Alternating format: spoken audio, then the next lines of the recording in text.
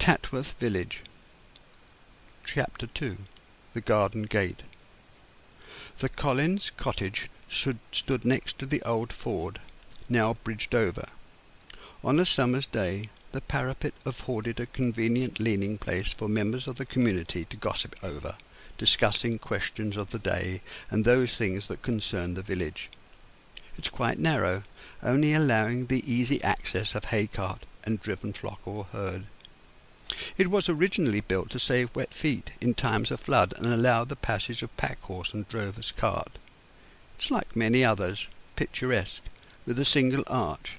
The swift flowing water opens out downstream, where the depth lessens, allowing the rounded pebbles to make the water chuckle and gurgle on its way to the reed bed lower down.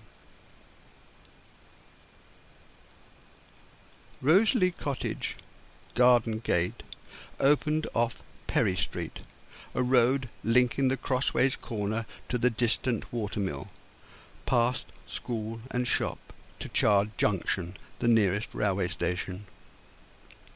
The name street has a Roman origin, for paved way, and this one linked all the main features of the village, making it a frequent meeting place for passers-by. In the 20s, on to the 30s, cars were a rarity. If a car went by, children rushed out to see it disappear up the road. Other than these rare moments, there wasn't any traffic. Villages similar to Tatworth were self-sufficient. There was no necessity to travel afar. Many workers had bicycles, and the carrier van ran his delivery. There were very few changes to the village structure, for the same families existed from generations past. Everyone knew everyone else. There was no need to write the full address on an envelope, for the person's name and village was quite sufficient. The exodus from the village finally began after the war in the 1950s, when young folk started leaving school looking beyond the village.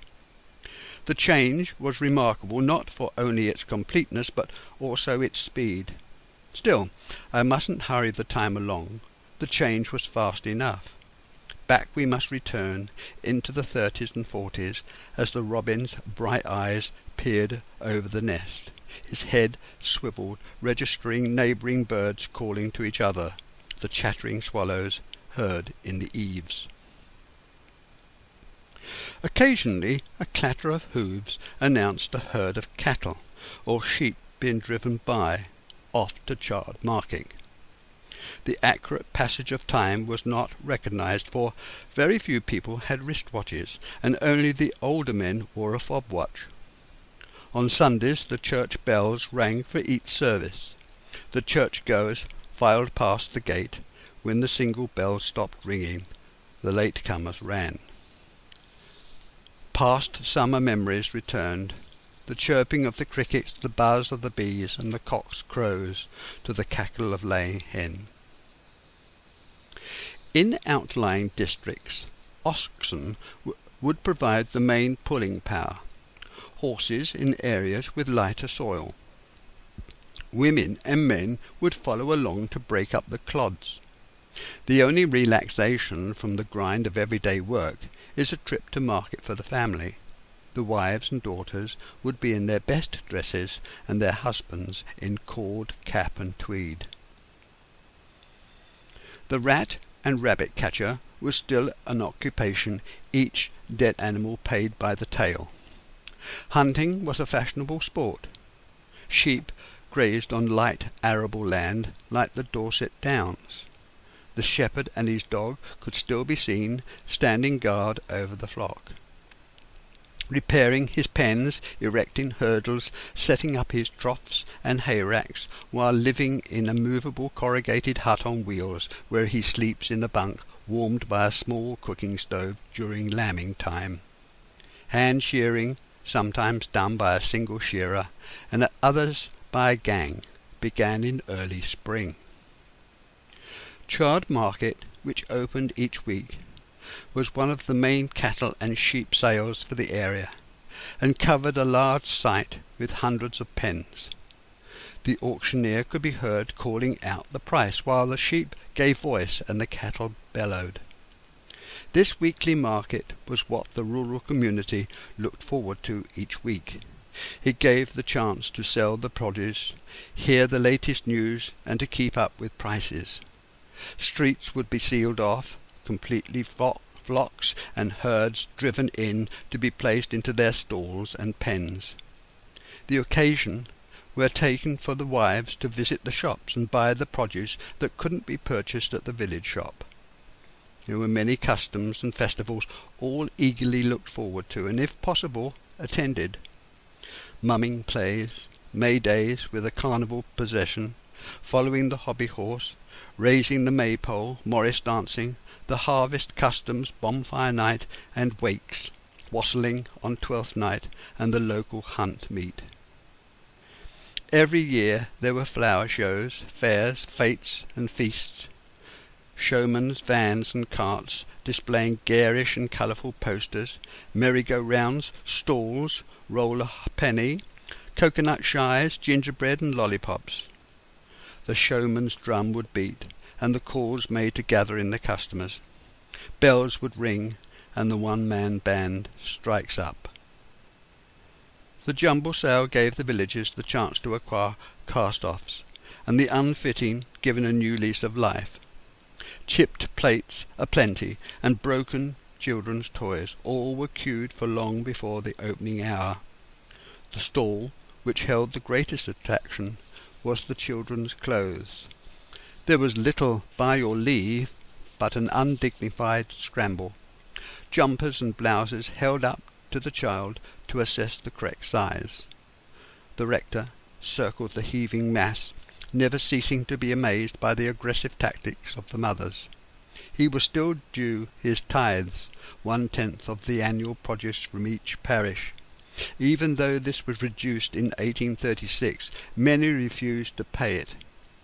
There was much unrest, and many court orders were issued, and even at the turn of the century, through to the end of the First World War, and shortly after, tithes were paid. His control and standing soon began to fall off, never to assume its previous privileged position. The farm worker who looked after the horses was on many farms also the ploughman. He rose early to tend his horses, that had to be fed 2 hours before they started work, and during this time of cleaning, feeding, and watering, the ploughman had his own breakfast, and when all was ready, the horses were led out to the field previously marked out for ploughing, and an aiming stick planted to keep a guide for the first up farrow. The second down farrow leaned against the first, making a ridge, a centre farrow. The ploughman only worked for 1 continuous hour, giving the horses a rest before starting again. Ploughing was an autumn job, always a rush to see who could start first after the harvest over and the old ricks broken up to be spread, to be ploughed in, along with stable scrapings and contents of the dung heap. And even during the Second World War, those working the land continued to follow old customs and attitudes. The ploughman, who worked alone, and his fine team of horses would plough and harrow the field ready for the seed to be sown by drilling. He lurched all day along, with one leg down the farrow and the other up, turning the fire-blackened stubble of the previous year, watching the lifted turf roll off the mould-board, to compass down the top surface, and during their breaks the horses would be given their nose-bags containing oat and chaff. Huge flocks of seagulls that came straight from the sea at Seaton and Lyme Regis always followed the ploughing horses. Most of the fields had their attendant rusting farm implements stored away in odd corners. The sprouting corn, weeds and brambles slowly hid them from sight until they formed part of the hedgerow. The productive arable land was not so intensively managed in the early 30s. Later on, however, when Britain tried to be more self-sufficient, every spare piece of land was used to produce food. It was known that lime and sulphuric acid washed out of the soil should be replaced. Lime was the chief dressing, which then began to be used extensively in the autumn. When my mother was born, and for some years afterwards, it would not have been strange to see oxen ploughing. Oxen had been used for farm work long before the horse in all corners of the world. Their working ability after training was the same, although the ox, stronger, could deal with the land that is more difficult, but they were slower. Their keepers took as much time over their appearance, with the tips of their horns capped in brass and bells beneath their necks. The farmer would use an ox because they existed on coarser food and were fast eaters, withstood worst weathers, and after a couple of years could be fattened and sold at market. They were a cheaper option, needing no shoeing. Horses were mainly for personal riding and carriage work. When fat beef cattle were preferred for slaughter, the life of the oxen became less secure.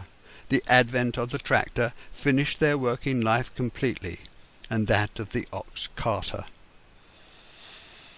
After ploughing in the stubble, spread manure and yard waste, the field was left for the frost to work at ready for harrowing in the spring. The cereal varieties have changed over the years to ripen quicker and have shorter stalks. Although this is good for the farmer, it's not so for the wildlife. The poor unfortunate field mouse no longer builds its nest at the top of a swaying cornstalk. Some of the fields were left in fallow for the next year, and others planted with pink clover, vetch, yellow mustard, or broad bean. These were used as animal fodder, whilst the livestock fertilized the ground as they fed, and Swedes were grown as an animal crop, either dug up or fed to the cattle, or the sheep turned out into a fenced section of the field to graze, the shepherd daily moving the hurdlers until the whole field was covered. Later on, the flock would be moved into shelters, still using the hurdles and bales of straw to enclose an area for the ewes to have their lambs. Coupling up a horse to the shafts of the horse-drawn hut on wheels, the shepherd would tow the hut to a convenient spot close to the flock and out of the wind. The hut was necessary for him to stay with his dog day and night, to guard the flock and to administer to the needs of the ewes shortly to give birth. The shepherd's hut contained a bed, chair, and small stove to provide some heat and cook his meals. He would stay there until lambing was over. The shepherd's son was 13 and coming on 14, entrusted with looking after a flock of sheep on the common. He drove the sheep, taking numbers, different routes to crop new grass along the way. The path bypassed sown crops and populated hamlets, keeping off roads and highways, taking in the lie of the land, the larks soaring overhead, the growing wheat and frisking rabbits, and along the path that leads to stream and brook, giving water to the hurdle flock as it passed. This was a treat, a change from turnips, and in the past 40 years previously, at the turn of the century, there had been a recovery from the imported corn and lamb, and once again the farmer had survived the bad years, started to receive the benefits of patience and perseverance. Not those things got back to pre-1870 days, but they were certainly better than the 90s. In the good old days the farmers planned a succession of crops for the sheep, mainly vetches, clover and turnips. With the hurdle fold moved daily, the shepherd rationed what food was available. Lambing occurred in February, and within the hurdles were bales of hay placed to afford shelter and food. Although it was a bad month for the uncertain weather, it did take regard of the coming spring and the new shoots of grass. The coming summer markets were the goal of the shepherd, his every working moment now directed to achieving the best fattening for the new lambs. Farmers who had the space built lambing pens in the barn, but we are more concerned about the shepherd, who didn't have this luxury. Often you could see, as you passed along the lane, a corner of a field sheltered by high hedges, the lee protected from the prevailing winds, and close to the corner a rick, placed there since time immemorial for the same reason. It was to be the fourth side to the pen, using the meeting of two corner hedges and a set of hurdles, the third. Perfect for the job. As the lambs were born, more individual coops constructed from bales and hurdles inside the main pen. This was no spur-of-the-moment device, but one handed down through the centuries. The shepherd's life was an exacting one for about 6 weeks. His hut on wheels emitted smoke from the bent chimney from his tiny round stove. The morning fry-ups, always with ample early morning mushrooms, smelt fantastic as the sausages spat and sizzled. He tramped his rounds every few hours with his trusty dog, whose post was at the foot of the steps leading to the shepherd's hut, remained his domain. The bed, with the colourful crochet cover, remained unmade. No need to be worried about being chased for not being tidy. The small table and rickety chair, the only furniture, softened by a dusty print hanging askew, and from projecting wooden pegs an assortment of aprons, straps and topcoats. For this period he was the key worker, receiving due deference from passers-by and from other farm workers who acknowledged his importance. His boss kept him supplied with bacon, sausage and bread, and topped up his jar of ginger beer. Within the time allotted for lambing, the first green tender points of new grass began to show. It was getting on for late April, when it was time to move the ewes and their youngsters down to the meadows. Still the ground was penned to allow the new grass to have a chance to grow, and within 2 or 3 weeks the whole field could be opened up. By May there was an abundance of clover, vetches, pea, old dredged corn and wild tart rye to feast upon. Haymaking time was fast approaching. The ploughman would quickly follow on after lambing with the plough, if not done previously, or with the harrow, to break up furrows to prepare the surface ready for sowing. And whereas the harrow only cuts up the top, the plough digs and moves the soil in certain directions. The ploughman considers how to turn over the soil to prepare it for the winter's action, composting the previous year's stubble and root systems whilst allowing air to circulate, all the time giving thought to proper surface drainage, making sure ditches were kept clear, without causing erosion or a series of hollows. It was normal working practice to plough furrows along the contours of the land. There were only a few reversible mould-boards, and these were not always successful, so ploughing up and down was done a certain distance apart, into gathers. These strips of ploughing kept the field in its original state, consciously allowing the ploughshare to skate upon the surface at the turn of each row. And finally the whole field was circled anti-clockwise to set the direction of the soil needed. Ploughing done soon after the stooks removed from the field and the wastage burnt off. It was almost a race to see which farm started first, making sure all was ready for the first frost to break the turf. Old ricks were broken down and together with the chaff spread to be ploughed in whilst the work was in progress. The ploughed fields in autumn allowed the winter weather to break down the clods, which, together with the rain, exposed the flints and stones, and these were picked up and removed to the edges of the field to swell the heaps of many generations of labour. Steam-powered engines worked the land that operated by contractors using sets of cultivating equipment, and although these were obsolete just before the war, however, thrashing and barn work still carried on with steam power, as did road repairs using steam rollers. At the beginning of the 30s, just after the general strike, the agricultural community was in tatters. Generation of farm workers suddenly found themselves out of work, all their hard-won skills unwanted. Many found work in factories, like the butter factory or lace mill. Some turned their hand to building, being somewhat allied to farm maintenance work. This increase in building work was to be seen and felt all over England, particularly along the railway lines and towns. It was fortunate that the lace factory continued to produce net for curtaining. However, none of this happened without a great deal of anxiety and worry. Boys left school aware of local customs and work habits, and within a short space of time they absorbed a number of different skills, all to do with building and farm work. These skills they picked up watching their elders and listening to their conversations. The tractor driver knew a thing or two about machinery and its maintenance.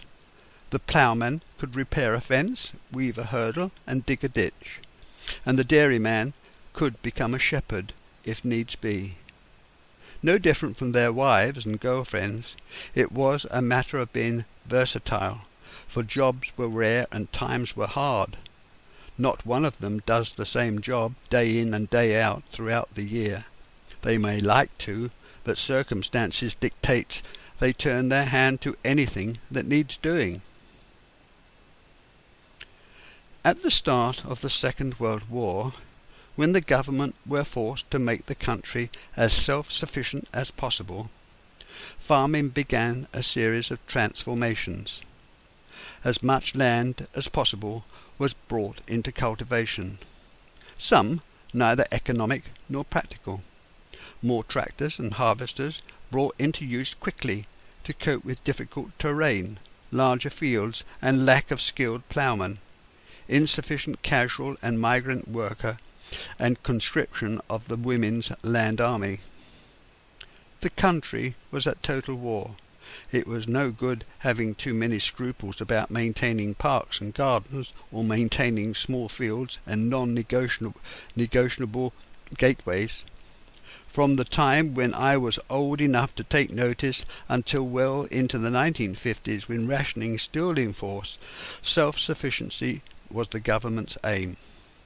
The farmer was as much fighting the war as the soldier. If not cooperative, he was forced to comply with the Ministry of Agriculture and Fisheries strictures and removed from his land. It was a difficult time. The seasons dictated the speed of progress towards the government's diktats. It was not many years before that flails were still used to thrash out the corn. In the winter of 1939, there was enormous activity on the land. 2 million extra acres were to be sown in preparation for the war. There was not enough equipment, including horses. Only 55,000 tractors were available in all Britain. A frosty start to the day. Winter starts in mid-November, when the last leaves swept off the trees by the harsh cold wind. It doesn't take long for the technicolor picture of summer to fade, and the cold, hard reality of winter about to descend. The icy blasts hardened the farrow's ridge, turned up by the plough's mould-board, as the field is prepared for the winter sowing of wheat. Over the hedge, the field of Swedes dug up for market, and the remainder placed in clamps next to the potatoes and mangel wurzels. The carrots and beetroots taken inside the barn and put into tubs of dried peat. Soon the one-time rain-filled clods, now frozen rock hard. The dry twigs, lifeless rumpled leaves, and remnants of half-eaten acorn and chestnut crackle underfoot. Everything is covered in the rime of hoar frost. The countryside glistens in the sparkling winter sunlight. and on the allotment garden it is the month of digging and planting, making sure the beds are ready for next year's potatoes, cabbages and onions. The occasional flurry of snow, chased hither and thither by the north wind, and the last of the leaves drop at the beginning of December. The bare trees show their deformities to the windward side of the chill wind, dries up the last remaining moisture. Wheat sowing continues unabated as the last fields are ploughed for oats. Whilst the hedgehog, dormouse and bat hibernate, other animals lie still, conserving energy, for not all animals are retiring, though for the fox and the weasel they're on the prowl. It's time for Grandad to prune the fruit trees and take cuttings from the currants. There's little time for the birds to feed. Grandma leaves out an enamel plate on the grass full of table scraps, and it's not long before the plate is bare. The gorse on the common and the winter toadstool in the wood give the only colour to an otherwise grey scene. Pairs of hooting tawny owls begin their courtship, feeding, not giving the foraging mouse and scurrying vole time to linger. The wind begins to be noticeably colder. It's now bitterly cold, with clear skies, and walking about close to the stream, the dead leaves are now frosted over, and sparkle in the morning light. The mistletoe in the lime trees looked like airy nests against the sky. The ditches are checked to ensure they are free and not blocked, and the manure is taken to the remaining field that have so far escaped ploughing. Any good day is taken up spreading lime on fields taking brassicas. The edges of the stream freeze. It's only the swift flow of the water in the centre that keeps it free from ice. The snowstorm fulfills the promise of the dark, heavy clouds. The lanes and fields merge. It's truly a bleak mid-winter scene. The wind swirls the snow about, creating banks against the hedges. It's just as well that the workers in the butter factory can walk to work, for trying to cycle is impossible. Some dried reeds disguise the fact that the young growth have started to show through the frost-covered ground as a lonely bulrush nods its bedraggled head at the strength of the wind. It starts to rain, and the light fades fast. The sheep begin to move towards the shelter side of the field. A patch of dead, dread flag iris drop down displays new growth, just visible under the trampled leaves. A flock of lapwings fly overhead as a startled partridge races by. Grandad spends his time in the greenhouse, studying the seed catalogues. The trays bearing the seed potatoes are under the shelf, starting to sprout. Back in the cottage, the fire in the parlour range heats the parlour and casts a cheery glow. Outside, hardly a sound disturbs the snow-bound village. The family gather round the fire, comforted by the crackling, hissing sap as it bubbles out of the burning wood. The occasional crack heralds another flying ember. The nearest target extinguishes the glowing missile, whilst Grandma serves out the next round of cooked chestnuts, passing them in turn round the ring of fire-lit faces. They don't linger. The offered nut, far too hot to help, sheds the peel. The snow gives way to slush, and the banks of the stream overflow. The bridged, one-time ford holds back the flow, and the water creates a pool that dissipates towards the reed bed. A weak sun and drying wind soon returns the fields to a furrowed brown. At last, time to break up the spade-turned soil in preparation for outside sowing. February is the month to sow parsnips, the first vegetable to begin the cycle all over again. It won't be long now before the purple orchid graces the woodland glade, to be followed by the pansy and violet. there was talk about a mole that's been busy in the garden, making a series of mounds across the grass under the apple trees. It's just as well that the mole is not distracted, or it's digging by the sodden ground. The snowdrops are a pitiful sight, dipping and bending under the weight of water. The rain continues to fall.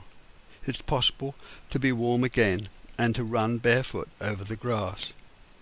No one can imagine doing so, for as soon as the scattered primroses lined the ditches, the bees began to fly. Now at last, spring is in the air, to last from March to the end of April. Throughout England in the 30s and at other times after tillage, farmers would sow their seed to coincide with the area's weather and ground temperature. Knowing that spring is a period of instability, it is time now to attend to fattening and breeding the stock. Therefore, it would be wrong to say that on the first day of spring the corn was cast. Wheat was sown in February, oats in March and barley in April. What decided the issue would be how the sun's rays had warmed up the ground, the local meteorological forecast for future sun and the access to machinery, not on the amount of wind or rain. The sown seed is then promoted into life by dampness and decaying plant litter acting as an insulator from the cold night air.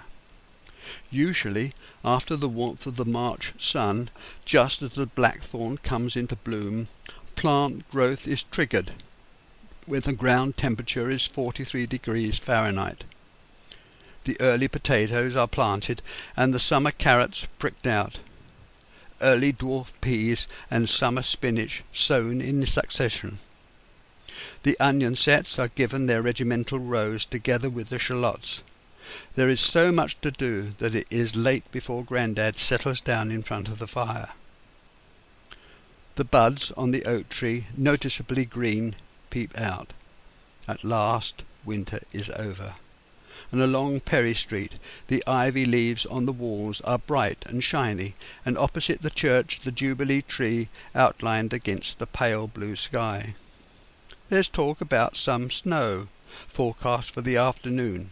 The news doesn't interest the cock blackbirds who watch their hens battle it out on the grass.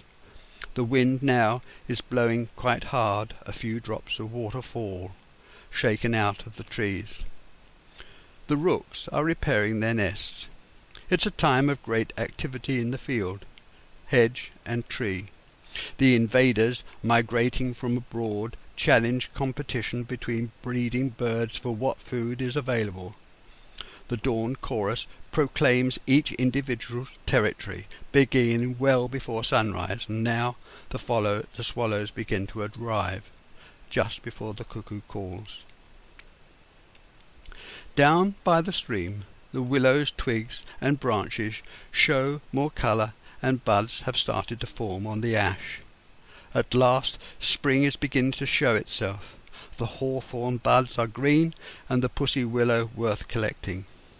Those blackbirds have started rowing again as they chase each other, making such a racket, and the work on the farm increases in intensity, the machinery shaken out and oiled. Before sowing could take place, the furrows had to be levelled off and the clods reduced. Harrowing, with drag harrows with iron teeth, reduced the soil to a fine tithe. Rolling could be used alternately to further reduce the lumps of soil. It was always beneficial to cover sowed seed to prevent birds from destroying the fields. Sowing was still partly done by hand, but quickly dried out in the early 30s, except awkward corners and small fields. A good sower of seed could cover an acre field using just 3 pounds of seed. Mechanical drilling was often done with 2 horses and would take an hour to cover an acre field. A trickle of grain fell down the funnel into the small furrow from the box. The roller followed the seed drill, and in many places was drawn by horses. Mangel wurzels spread over the next field by hand or from the back of a horse-drawn cart gave the sheep something to crunch on, particularly at lambing time, and fertilized the fields. They were particularly difficult to pull out of the frozen ground in winter. It was the school children's job to scare away the rooks using battered pans and rattles. The high branches of the elms hold the rookery. The nests, made out of twigs laced together, hold firm against the swaying of their homes. They are there surviving the winter storms to be rethatched the following spring. The rooks' cries filled the air. In the houses and cottages the start of spring heralded spring cleaning. All the rag, hand-wound, wool-stitched loose rugs would be taken out of the house to be beaten. At the cottage door was left open on most days, not only to air the living room, but allow the smoke-filled atmosphere to clear. The rugs would be damp, having to be hung on the washing line to dry before housework started. In the garden it's the month of almost continual weeding, transplanting and thinning out. The greenhouse is taken up with pots of this and pots of that, all sprouting up. The sweet peas are taken out to be planted, and summer cabbage given another row. We start having rhubarb tart for starters. The stream seems to know winter is over. That's new life forming. It bubbles and chatters over the rounded stone on the stream bed in celebration, sparkling brightly in the morning sun. The catkins hang down from the hazel as the new growth of bramble entwines round the stem. At the base a patch of assorted primroses, some white, others pink, vie with the violets to brighten up the river bank, mainly colourless in its winter coat. And I wonder who's going to hear the first cuckoo. The cows from the farm start to enter the field over the hedge, and there's a great deal of lowing. The milking is done by hand in many areas, especially the small farms. 100 million gallons a year was transported to London by rail in the 30s, using special milk vans. Field crops were planted by hand, every potato sown by gangs of local women and children, all paid just 4 shillings a day. The same rate for stone gathering. However, much the land around is finding new life, the farming people still are challenged by the daily grind. The swallow swirl overhead. They swoop round the eaves, darting here and there just for the fun of it. If only they would be still, just for a moment. The reeds, once flattened and bedraggled, stand now upright, resplendent in green. The hoverfly staggers by as he hurries home, carrying his sacks of pollen. Now it's the turn of the wagtails to dart amongst the now active undergrowth, wagging their tails vigorously on landing. There's no doubt the advent of summer as the May buds start to open, and all along the bank the riverside bestirs themselves. The flash of orange, red and turquoise startles them as the kingfisher, showing off, dashes by. Early May sees the birth of summer. The weather makes a perceptible improvement. The trees spread their canopies, giving shade, filtering the sunlight onto the ground, and now the insect starts to home in on their particular source of food. The open countryside starts to change colour as each fruit starts to ripen. The birds start to quieten when the lazy days of summer herald school holidays and another harvest about to be planned for. The splendid horse-chestnut tree in the next field now has bright green leaves, and a few sticky buds are opening. It won't be long before the flowers open now. At last summer is just around the corner. It's taken so long. All the winter rains and chill winds seem an age ago away now. The hawthorn blossom is such a delicate thing, but the most prolific flowering tree which starts the race for all the other blooms to follow is the hawthorn. In the field the first buttercups give voice to early summer suns. The cuckoo call seems to echo, bouncing off the trees in the wood. And down by the stream the early summer sun warms up the cow parsley. The myriad small white flowers give an off scent that is slightly sour and hangs in the air. Close to the river bank the cow's foot weed. It appears as if it's a larger version of the watercress or giant clover, whose flower has to wait 2 or 3 days before its ball is fully open. Is it any wonder there is such a favourite of the bee, who unfortunately has to be content with nectar from the comfrey? It's just as well that the bee is such an active insect. Life would soon come to a halt without its labour. Little do that pair of tufted ducks care about such esoteric thoughts. They're far too busy, concerned about their nest and the batch of speckled eggs it contains.